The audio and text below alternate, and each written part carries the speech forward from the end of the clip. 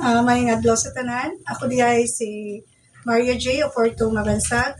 Nakatira po sa Labuyo, Gango, Artilim, Sambunga, Sibugay, Province. Um, Isa po ako sa aming association, isa po akong presidente. Pangalan po ng aming association is Labuyo Women Innovative Livelihood Association. Nag-start po ang Labuyo Women Innovative Livelihood Association noong 2024. Okay. Planting mangroves, clean up drive. Meron nga pala kami mga iba-ibang livelihood like po sa seaweeds. Ang pinakauna-una pong livelihood na natanggap po namin, galing po ito sa NGO.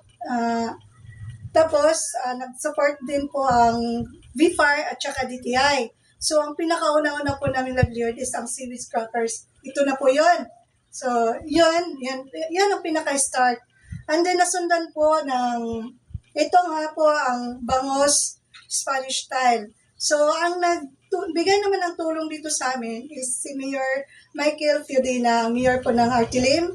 Siya po ang nagbigay sa amin ng mga counting equipment at saka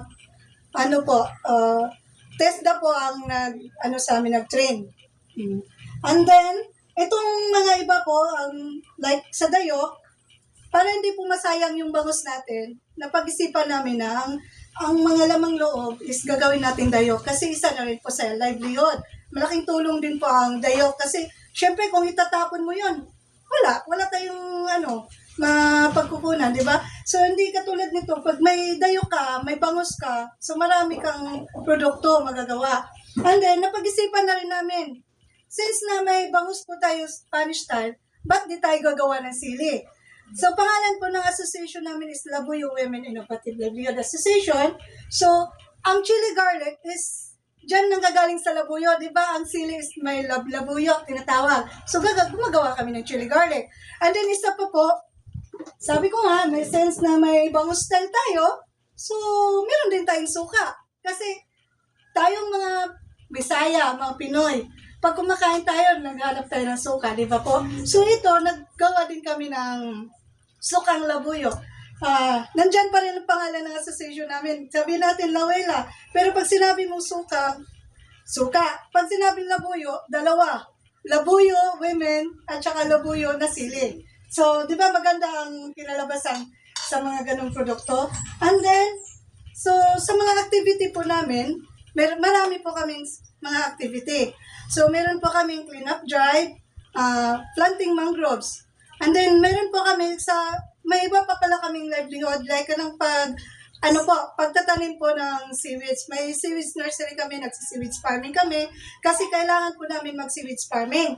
Kasi, kung hindi kami magsi-seaweeds farming, saan kami kukuha ng seaweeds para gumawa kami ng seaweeds crackers? So, para hindi na mapupunta sa iba ang income, so may sarili na po kaming seaweeds farmer, nagpa-farm kami, di ba? May nursery. Doon na kami kumukuha. Di na kami bibili pa ng mga seaweeds. Kasi may sarili na eh.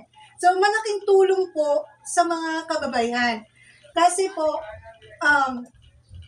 halos babae ang gumagawa nito eh. Dagdag income po nila.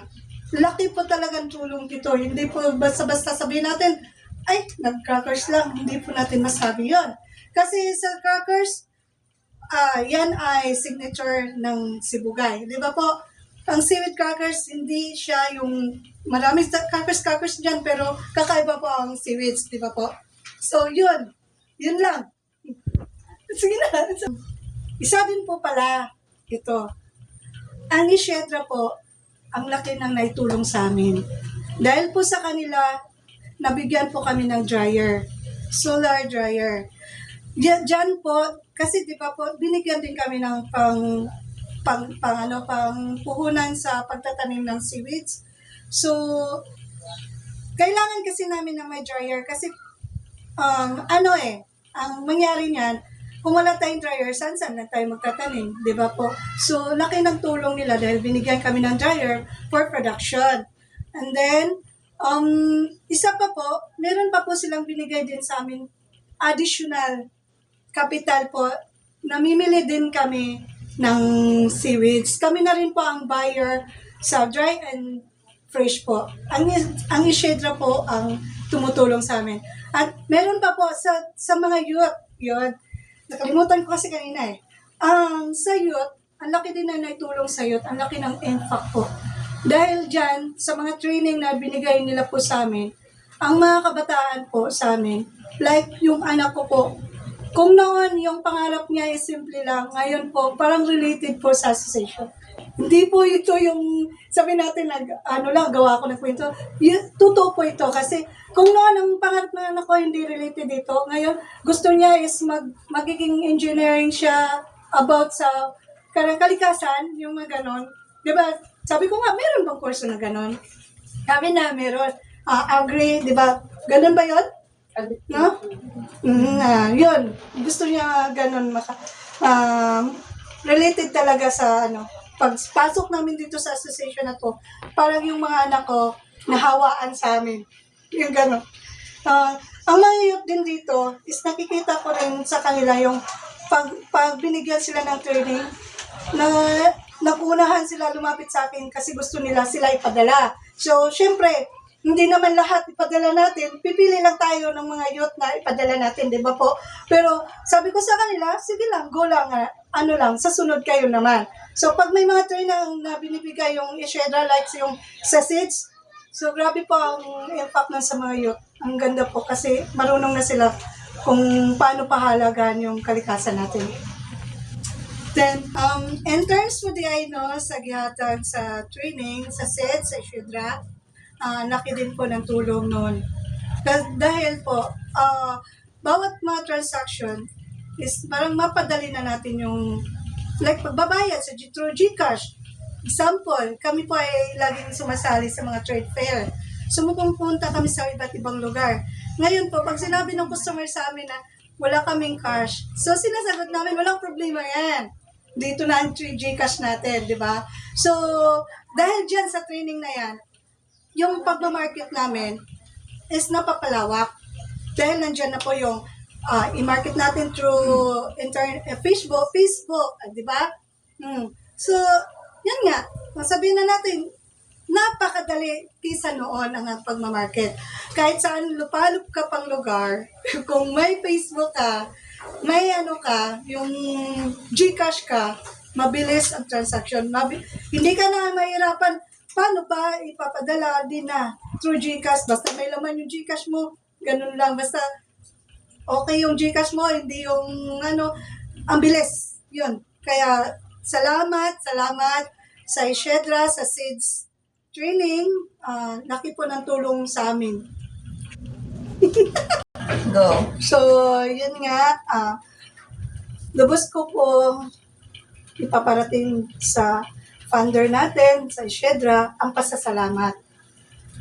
Maraming salamat po dahil sa binigay niyo po sa amin na tulong. Ito, marami kami mga produkto. Kami po mas lalong naging aktibo. Dahil andyan kayo alam namin andyan kayo, nakasupport sa amin. So, wag po kayo mag-alala dahil sisikapin po namin na hindi po namin to pababayaan. Gagawin pa po namin ang lahat upang mapaunlad po at tsaka po hindi po masayang ang binigay niyo po sa amin. Yun nga po, sana po may madadagdag pa pong kahit kunti po para lang po sa additional lang po na capital ba or facility ba or something, kahit ano lang po. Yun lang po. Maraming salamat po. Sana po. Thank you.